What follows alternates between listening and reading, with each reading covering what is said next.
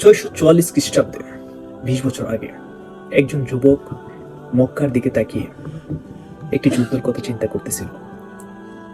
যুদ্ধটি ছিল একটি বিশাল বাহিনীর সাথে ছোট্ট একটি দলের যুদ্ধ, যেখানে প্রায় 1000 সৈন্য অবস্থান করেছিল। আর সেই ছোট দলটিতে ছিল সৈন্য ছিল 300 বা 300 এর অধিক। 644 খ্রিস্টাব্দে ঠিক 20 বছর আগে এই যুবকটি এখানে দাঁড়িয়ে সেই বিষয়টি বা সেই যুদ্ধটির কথাই চিন্তা করতেছিল। সপ্তম শতাব্দী আরব ভূমি মক্কা, সেখানে বিভিন্ন শাসক বা বিভিন্ন দল বা বিভিন্ন গোত্রের যে মানুষ, তারা বিভিন্ন নেতা সেখানে বসবাস ছিল, এবং তারা কখনোই চাইতো না যে এই মক্কা নগরীতে অন্য একটি ধর্ম প্রতিষ্ঠা হোক বা অন্য একটি দল সেখানে প্রতিষ্ঠিত হোক। যার কারণে তারা এই মক্কা নগরীতে কোনো দলকেই বা কোনো ধর্মকেই তারা স্বীকৃতি দিতে চাইত। 610 খ্রিস্টাব্দে মহানবী সাল্লাল্লাহু আলাইহি সাল্লাম এই মক্কা নগরীতে ইসলাম প্রচার শুরু করে, এবং মক্কার বিভিন্ন মানুষ সেখানে ইসলাম ধর্মে দীক্ষিত হওয়ার চিন্তা ভাবনা করে এবং ইসলাম ধর্মে দীক্ষিত হয়। কিন্তু এই বিষয়টিকে মক্কার যে বিভিন্ন দল বা বিভিন্ন শাসক, বিভিন্ন নেতারা তারা কোনোভাবেই সেটিকে ভালোভাবে নিতে পারেনি। তারা বিভিন্নভাবে মহানবী সাল্লাল্লাহু আলাইহি সাল্লামকে ক্ষতি করার চেষ্টা করে। ঠিক 12 বছর সেই মক্কা নগরীতে মহানবী সাল্লাল্লাহু আলাইহি সাল্লাম ইসলামের দাওয়াত দেয়, এবং সেখান থেকে অনেক সংখ্যক মানুষ ইসলাম ধর্মে দীক্ষিত হয়, এবং তারা সেটিকে নিজেদের মনে প্রাণে বিশ্বাস করেনি। মক্কা থেকে অনেক বড় একটি দল ইসলাম ধর্মে দীক্ষিত হওয়ার পর মক্কার বিভিন্ন শাসকরা মহানবী সাল্লাল্লাহু আলাইহি সাল্লামকে ক্ষতি করার চেষ্টা করে, এবং তারা যে মক্কায় যে নতুন যে দল এবং নতুন যারা ইসলাম ধর্মে দীক্ষিত হয়েছে তাদেরকে বিভিন্নভাবে ক্ষতি করার চেষ্টা করে। যার দরুন তারা মক্কার যে নতুন যে মুসলিমরা তারা মক্কা ছেড়ে মদিনার দিকে বা মক্কা ছেড়ে পলায়ন শুরু করে, এবং মক্কা থেকে তারা হিজরত শুরু করে দেয়।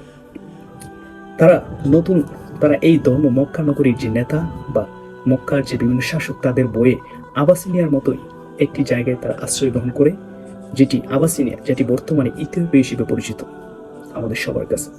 এবং মহানবী সাল্লাল্লাহু আলাইহি সাল্লাম বিভিন্ন সময় বিভিন্ন পাহাড় এবং বিভিন্ন জঙ্গলে আশ্রয় নেয়। তাদের থেকে মক্কা নগরীর যে শাসক এবং নেতাদের থেকে বাঁচার জন্য তিনি মক্কা ছেড়ে পাহাড় জঙ্গলে প্রায় 14 দিনের মতো আশ্রয় নেয়, এবং সেখান থেকে তিনি 622 খ্রিস্টাব্দে ইয়াসরিব নামক জায়গায় পৌঁছায়, এবং সেটি বর্তমানে, এবং সেখানে তিনি মুসলিম ধর্মে নতুন একটি ধর্ম প্রতিষ্ঠা করে, এবং সকল মুসলিমকে সেখানে ঐক্যবদ্ধ থাকার জন্য প্রচেষ্টা চালানো হয়।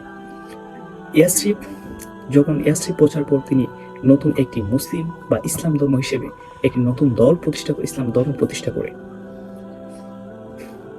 এবং সেখানে সেটির নাম রাখেন ইয়াসরিব আল মদিনাতুল মুনাওয়ারা, যেটি বর্তমানে মদিনা হিসেবে পরিচিত। মক্কার নেতারা সেখানেও মহানবী সাল্লাল্লাহু আলাইহি সাল্লামকে ক্ষতি করার চেষ্টা করে, এবং কারণ মক্কার সাথে সিরিয়ায়, যেটি মদিনার পরে অবস্থান করেছিল, সিরিয়ার একটি বাণিজ্যিক সম্পর্ক ছিল। তারা বিভিন্নভাবে সেখান থেকে পণ্য লেনদেন বা আমদানি রপ্তানি করত, যেটি কখনো মক্কার লোকেরা চাইতো না মদিনায় যে মুসলিম যারা আছে তারা সেখানে গিয়ে বসবাস করবে। যার কারণে তারা মক্কার নেতারা এবং মক্কার শাসকরা মদিনায় মুসলিমদের ওপর যুদ্ধ ঘোষণা করে, এবং মুসলিম বাহিনীকে পরাস্ত বা পরাজিত করার জন্য বিভিন্ন সময় বিভিন্ন পায়তারা করতে থাকে।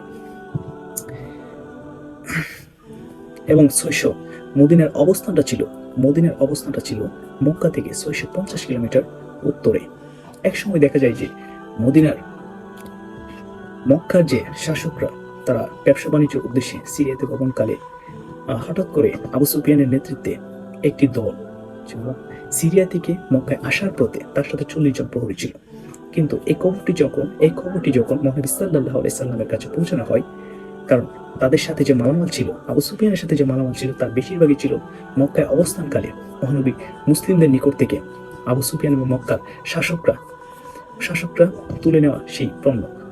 যার কারণে মহানবী সাল্লাল্লাহু আলাইহি সাল্লাম সেই পণ্যগুলোকে উদ্ধার করার জন্য আবু সুফিয়ানকে আটকানোর জন্য তিনি প্রায় 300-র উপর অধিক বাহিনী নিয়ে আবু সুফিয়ানকে আটকানোর জন্য যায়। এই খবরটা আবু সুফিয়ান পাওয়ার পরে দেখা যায় যে সেটি আবু সুফিয়ান তার গুপ্তচর দিয়ে মহানবী সাল্লাল্লাহু আলাইহি সাল্লামের বাহিনীকে জানার জন্য সে একটি গুপ্তচর পাঠায়, এবং সেই গুপ্তচর করে যখন আবু সুফিয়ানকে খবর দেয়, তখন আবু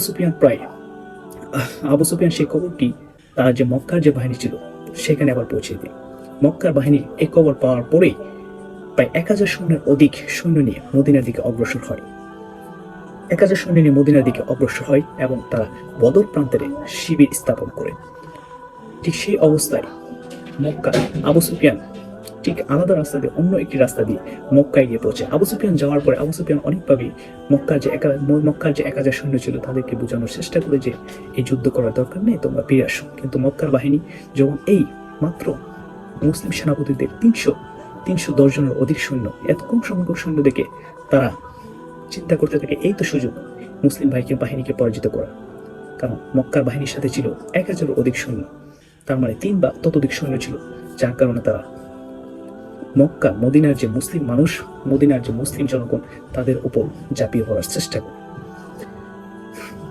ঠিক 12ই মার্চ মক্কায় বদর প্রান্তে মক্কার যখন মুসলিমরা সেই খবর পায় যে মক্কার যে মুসলিমরা বদর নামক স্থানের দিকে অগ্রসর হচ্ছে, তো তার আগের দিন মদিনার যে মুসলিমরা তারা বদরের যে বিভিন্ন কূপ ছিল, যে পানির যে কূপ যেখান থেকে মক্কার যে কুরাইশরা সেখান থেকে পানি সংগ্রহ করবে, সেই কূপগুলোকে তারা মাটি দিয়ে বা বালি দিয়ে ভরাট করে দেয়, যার কারণে তারা সেখানে আর পানির সংগ্রহটা করতে না পারে, যাতে করে তারা পানিটা সেখানে সংগ্রহ করতে না পারে। 12ই মার্চ মক্কার বাহিনী বদর প্রান্তরে শিবির স্থাপন করে, আর ঠিক তারই সাথে আমাদের যে মুসলিম মদিনাবাসী তারাও সেখানে আবার তারাও সেখানে বদর প্রান্তরে শিবির স্থাপন করে। মুসলিমদের মধ্যে 3টি সারিতে বিভক্ত ছিল। সেটি প্রথম যে সারিটা ছিল মুসলিমদের মধ্যে 3টি সারিতে বিভক্ত ছিল। প্রথম সারিতে ছিল বর্ষা বহনকারী সারি, এবং দ্বিতীয় সারিতে ছিল তীরন্দাজদের দল, এবং তৃতীয় সারিতে ছিল পদাতিক সৈন্য। মুসলিমদের সৈন্য সংখ্যা 3টি সারিতে বিভক্ত ছিল। ঠিকভাবে মক্কার যে সৈন্যবাহিনী, মক্কার বিশাল বাহিনী ছিল, তারাও বিভিন্ন দলে বিভক্ত ছিল। তাদের যে প্রথম যে দলটা সেটা ছিল প্রায় 100 অশ্বারোহী বাহিনী, সেখানে প্রায় 100টির উপরে ঘোড়া বা অশ্ব ছিল। এবং দ্বিতীয় যে সারিটা সেখানে ছিল প্রায় 600-র বেশি পদাতিক বাহিনী। এবং তৃতীয় যে বাহিনীটা ছিল সেটা ছিল প্রায় টোটাল 300-র মতো যে তীরন্দাজ। মক্কার মধ্যে মক্কার এই বিশাল যুদ্ধে, বদরের প্রান্তে যে বিশাল যুদ্ধে, সেখানে মক্কার পক্ষ থেকে 3জন নেতৃত্ব দেয়। ঠিক মুসলিমদের পক্ষ থেকে 3জন নেতৃত্ব দেয়। মক্কার যে 3জন নেতৃত্ব দিয়েছিল তাদের মধ্যে প্রথম ছিল যে উতবা বিন রাবিয়া, দ্বিতীয় জন ছিল সাইবা বিন রাবিয়া, আর তৃতীয় জন যে নেতৃত্ব দিয়েছিল তিনি ছিল আলী ওয়ালিদ উতবা। ঠিক তেমনি ভাবে মুসলিমদের পক্ষ থেকে 3জন নেতৃত্ব দিয়েছিল। তাদের মধ্যে প্রথম ছিল উতবা বিন হারসি, এবং মুসলিমদের দ্বিতীয় জন যে নেতৃত্ব দিয়েছিল তিনি ছিলেন হামজা রাদিয়াল্লাহু তাআলা আনহু, এবং তৃতীয় জন ছিলেন আলী আবু তালেব। ঠিক এই যুদ্ধের মধ্যে মুসলিমদের 3 জনের মধ্যে মুসলিমরা মক্কার 2জনকে তারা হত্যা করে। যেমন আমরা দেখতে পাচ্ছি যে হামজা সাইদকে হত্যা করে, ঠিক আলী আল ওয়ালিদকে হত্যা করে। কিন্তু যে মুসলিমদের যে প্রথম যে ছিল যে উতবা বিন রাবিয়ার কাছে আহত হয়, তখন মুসলিমদের 3 জন ছিল, তার মধ্যে 2 জন এসে, যেমন 2 জন ছিল যে একজন ছিল যে হামজা আর একজন ছিল আলী, তারা এসে আবার উতবাকে সাহায্য এবং সহযোগিতা করে, যার কারণে সেখানে মক্কার যে বিশাল বাহিনী, সেখানে অনেকবার মক্কার যে 3 জন নেতৃত্ব দিয়েছিল তারা সেখানে পরাস্ত এবং পরাজিত হয়ে যায়। সেখানে প্রায় মক্কার থেকে সেখানে টোটাল আমরা যে পরিসংখ্যানটা দেখতে পাই যে মক্কার যে বিশাল বদর যুদ্ধের মধ্যে মক্কার সৈন্য সংখ্যা 1000 ছিল, এবং তাদের মধ্য থেকে প্রায় 70 জনই এখানে নিহত হয় এবং 70 জন সেখানে বন্দী হয়। ঠিক তেমনি ভাবে মুসলিমদের পক্ষ থেকেও মোটামুটি কয়েকজন মৃত্যুবরণ করে, যেমন সেখানে প্রায় মুসলিমদের 14 জন নিহত হয়, কিন্তু কেউ বন্দী হয় না। যখন মুসলিম মক্কার যে 3 জন নেতা মৃত্যুবরণ করে, তখন তাদের যুদ্ধে একটা হতভম্ব সৃষ্টি হয়ে যায়। তারা যুদ্ধ না করে কোনো কিছু করতে পারে না। তখন তারা হতভম্ব হয়ে পড়ে, যুদ্ধে ঝাঁপিয়ে পড়ে, এবং সেখানে আবু জাহেলের মৃত্যু ঘটে। আবু জাহেলের মৃত্যু ঘটার পরে যুদ্ধের যে সৈন্য ছিল তারা আস্তে আস্তে পলায়ন শুরু করে। ঠিক সেইভাবেই বদর প্রান্তরে মুসলিমদের কাছে মক্কার যে বাহিনী সেভাবেই তারা পরাজিত এবং পরাস্ত হয়, এবং সেটি ইসলামের ইতিহাসে স্মরণীয় একটি অধ্যায়। বদরের প্রান্তরে ইসলামের ইতিহাসে একটি স্মরণীয় অধ্যায়।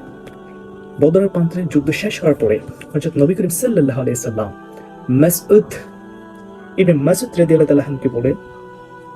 আব্দুল্লাহ ইবনে মাসউদ রাদিয়াল্লাহু বলেন যে না, আব্দুল্লাহ ইবনে মাসুদ বলতে শুনেছি যে নবী করিম সাল্লাল্লাহু আলাইহি সাল্লাম বলতে শুনেছেন, আল্লাহর কাছে দোয়া করেছেন যে তিনজন বদরের প্রান্তে মক্কার পক্ষ থেকে যে তিনজন নেতৃত্ব দিয়েছে তাদেরকে যেন চিরতরে তাদের জন্য একটি বদদুয়া দোয়া করেছে, এবং তারা যাতে চিরতরে ধ্বংস হয়ে যায়, এবং আবু জাহেলের জন্য বদদুয়া করা হয়েছে। এভাবে একটি বদরের প্রান্তে একটি মক্কার যে কুরাইশ বাহিনী একটি মুসলিমদের নিকট পরাজিত হয় এবং মুসলিমদের ইতিহাস রচিত হয়, এবং এই যুদ্ধে জয়লাভ করার মধ্য দিয়ে মক্কার মুসলিমদের ইতিহাস সেটা স্পেন থেকে শুরু করে আমাদের ভারতবর্ষ পর্যন্ত ছড়িয়ে পড়ে।